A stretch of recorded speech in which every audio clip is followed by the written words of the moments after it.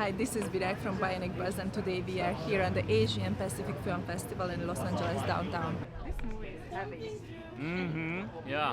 I watched the whole movie, and I hope that in the end it's gonna be a happy end. But the director and the writer didn't save the main character. So what did you prepare emotionally, mentally for this? That's a very good question, because this film is about something very heavy and very relevant to what is going on right now, and especially as an Asian American, I feel like I felt a lot of responsibility to tell the story well and right.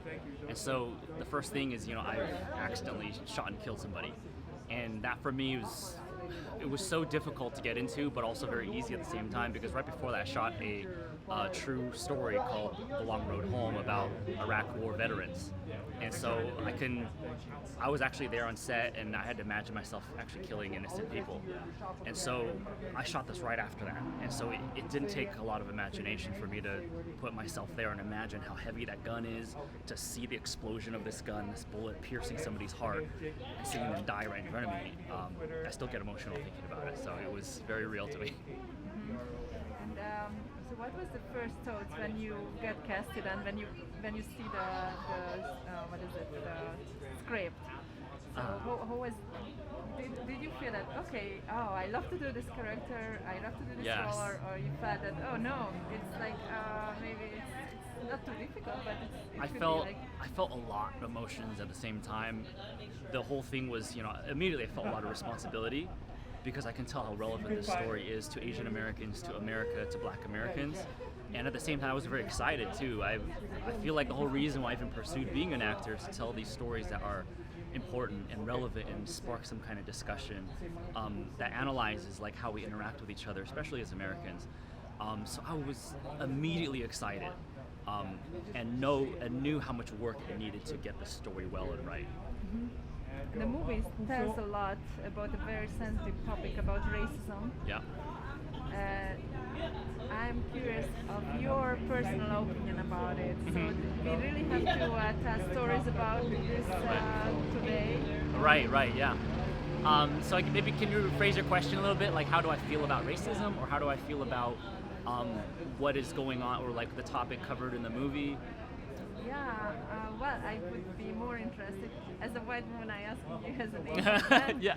what is your personal opinion about the racism, what is going on in the world right now? Yeah. I have a lot of very strong feelings about it, because I grew up as a minority in America, and for me, I think that it's so great that we're finally able to talk about these things in media. At the same time, I do feel like we're kind of clumsily doing it too, because I feel like a lot of people are getting hurt at the same time, and that's not what the goal is. The goal is for people to understand one another better and to have more empathy towards each other. It doesn't matter if you're a white woman, you're a Chinese man, we're here to understand each other better. That's the purpose of art to me. And that is why I'm also very excited for this film, is because it's not just a movie that is out there to spark outrage or to get people to like start talking about it. It's also very nuanced take on like what does it take to be able to even have these conversations. I'm really excited to see what people say and to have these conversations after this movie is seen. That's what I'm excited about. And tell me some secrets about your culture, because what I see that the Chinese Quarter is still like a Chinatown in LA, so it looks very like close for other races. Yeah.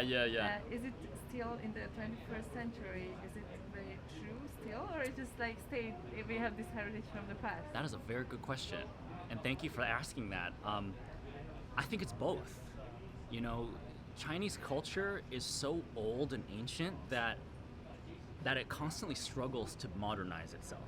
We have all these traditions and so many different kinds of Chinese people that we don't even understand. Like, that guy's from Canton, he's got this tradition that I don't get. And I'm from Taiwan. I was born in Taipei. And then I have friends that are from Beijing. And everybody doesn't really quite understand each other. It's kind of like the original melting pot, because we had to combine all these very different cultures under one country, which is China.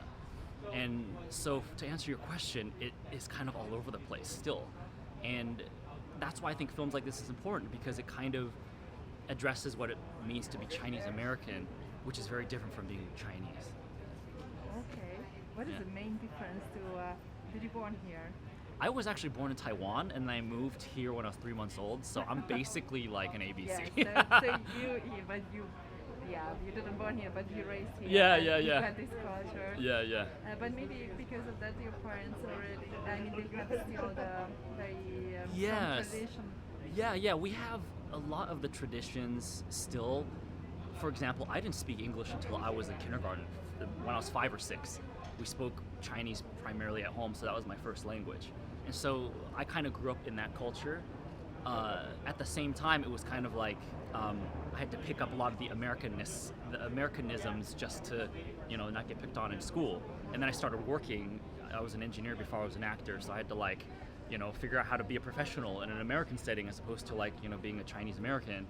So there's all these different contexts that you had to bridge yourself to. And so I don't know. I think that is actually the struggle of people now, is that it's very rare for people to identify with just one culture anymore. It's 2021. People have a lot of different cultures, whether you're marrying into one or if you've got cousins that are marrying into one. It's about understanding one another and being open to that change of culture. That is the future, and I think that is important for people to understand. You mentioned a very interesting detail from your career, that you've been an engineer before. Tell me something more about it. I was an engineer. I have a mechanical engineering degree from UC Berkeley. I worked in Silicon Valley for a number of years. I did startups. I started my own startup. We got invested in by Google. We sold it. That was how I was able to transition full-time into being an actor. So I completely lived a completely different life.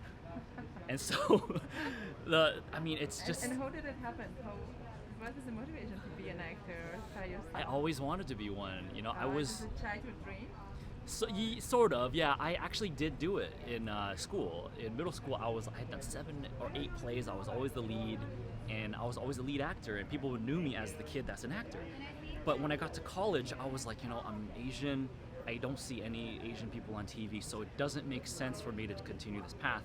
And I completely killed the baby in the crib in high school. And I was like, I gotta get serious about life. I gotta be an adult. I gotta go get an engineering degree. So that's what I did until after I fully graduated and I was working as an engineer, when I was like, I'm so bored on the weekends. What am I gonna do? I still love acting, so let's audition for things on Craigslist. And that's how I got started. That's funny. But you mentioned 2 interesting things now. Yeah. One thing was that, so it's maybe coming from the pressure from your parents, because I'm Asian and I have to follow that path. Uh-huh. So that was one thing, and the other thing was that Asian people are not in the movies. So could you just react for both of these? Yeah, absolutely. I've got very, very incredibly supporting parents.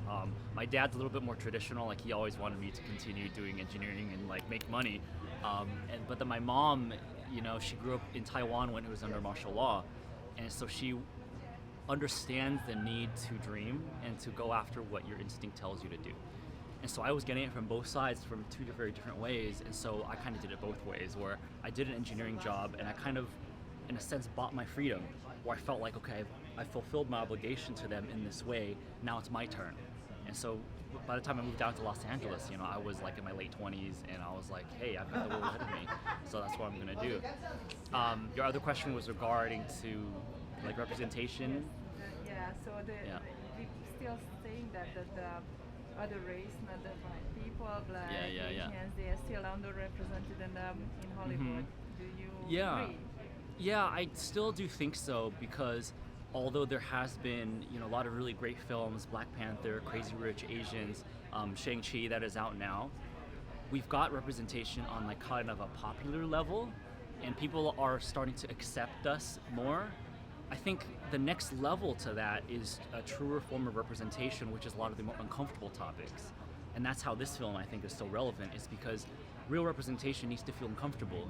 It's about drawing space for yourself and saying, these are the issues that our community deals with, and looking at it very honestly. There is racism within the Chinese American community. How do we interact with the Black Americans? And this issue that this film is about really brings all of that to light, because it brings the Chinese American community and the Black American community into direct conflict with each other. And that's what I think is so important, is that we need to have the space to talk about these things, but also say here's where we are, and we need to talk to you about it. And this is what's going on. Yeah. Are you watching Chinese movies? I mean, China made by China movies. Oh my gosh, yeah, that was what I grew up on. Actually, more specifically, it was Hong Kong films. For example, there's Jackie Chan, who everybody knows now. Stephen Chow, who not a lot of people know. He did Shaolin Soccer and Kung Fu Hustle. When I was a kid growing up, like that was our little guilty pleasure. In fact, I called Jackie Chan the really incredible uncle, and then Stephen Chow was the really funny uncle, and it was just those two. And then sometimes Jet Li would get into the mix and stuff. And then on occasion we'd watch the American films too. And so it was very educational growing up in America. We had access to all of that, and I think that's really incredible. What is the next project that you Oh man, I have a number of feature films that I'm attached to as the lead, as well as a couple of TV shows that I'm attached to the lead as that are currently in development. Can't speak about them too much yet, but they're currently being pitched out there, and when it comes out, so I'll tell you guys. Can you mention studios? Yeah, well, right now there might be something with, am I allowed to say this? Let's just say I worked with a very big production company previously, Okay. that I'm talking to right now, so.